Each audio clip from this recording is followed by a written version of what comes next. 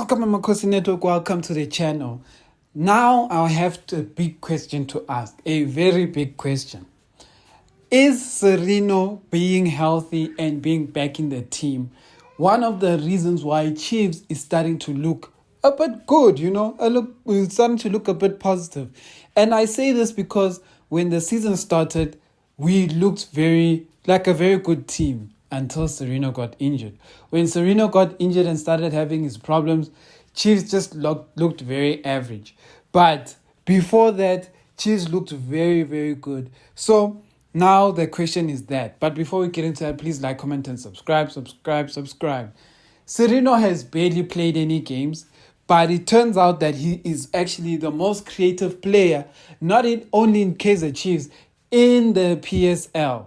The amount of chances he creates are apparently up there with the best or the people who have created the most chances in the league. Sirino apparently just creates a lot of chances for Chiefs.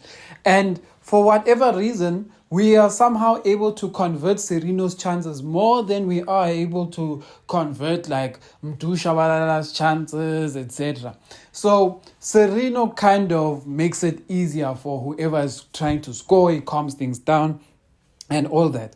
The only thing is, is it sustainable? So my thing is that if Sirino can stay playing till the end of this season, consistently every game, then I think we have a good shout for finishing number 3 in this season. Say what you will about Chiefs, but if Sirino is there, if Lollipop is healthy, if all of our players if the squad is healthy, I think we can definitely finish 3rd in the season. Not to say we're pushing for that, but I think it's very possible. Just because when we are healthy, it feels like we can win a lot of games. But the problem is that we tend to struggle when it comes to certain things. And those certain things is just having players available. But we all don't want to run away from the question of quality. Kaizer Chiefs definitely does need quality. The question is how they're going to get it.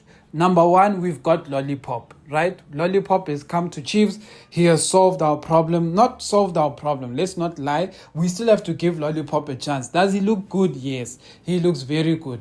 But is it the new girlfriend honeymoon phase season? It could be that. It could be the honeymoon season because we all know Cele had a honeymoon season. And then we started seeing the real him. But with Lollipop, I think a lot of us know that this guy is using his brain. He's not just like Cele. Cele, I don't want to say doesn't use his brain. I just think Cele just needs more coaching. If Cele just had the right coaching, I can tell you Cele would probably score. But the fact that Cele is giving Gavin Hunt a hard time. Gavin Hunt is oftentimes able to make certain players play, but it feels like he's struggling with Cele. So I don't know what that means. But anyway, I don't want to go into the transfers too much now in this video because we know the players we need. We need Faisal Saloom. We need Apolis. If Chiefs can make a deal to get Saleng, you know what deal I'd make? And a lot of you will think I'm mad when I say this deal. The deal I'd make is this. I will tell Orlando Pirates, let's talk. I would say, let me give you 10 million. Nah? Orlando Pirates, let me give you 8 to 10 million. Let's negotiate between that. Let me give you 8 to 10 million and you give us Saleng.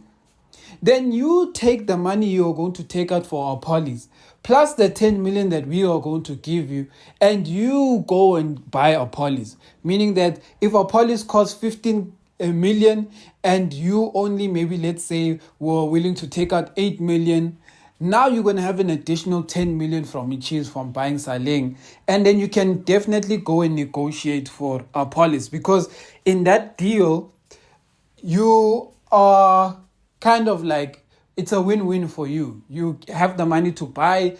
And you Saleng is no longer your problem, but you get a replacement for him. So it's like you don't lose much in this deal. You can even end up still making a profit because if you take Saleng's money you receive, let's say 10 million, and then the amount you paid for Police, you could still find yourself making somewhat of a profit. Somewhat. When I say profit, it's gonna sound like it's madness, because technically you'll still be making a loss of like what, 5 million if our policy is say 15 million. But I say a profit in the sense, Yoguti, you are going to lose that 5 million, more than 5 million anyway, but now you save on like 10 million. If Cheese is going to give you that 10 million, you save on it. So let me rather not say profit, let me rather say you a saving. You're going to make a saving. But you guys tell me what you guys think about that. Those are the things I want to see. But Sirino is giving me good vibes.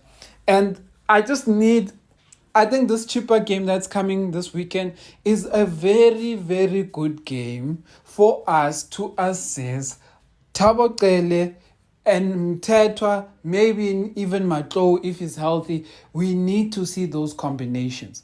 Like, I know I'm very selfish when I say this, but I want to see in the second half maybe a Thabo Cele and a Nkosi Ngcobo. Like, those are the combinations. I just want to see what it can do.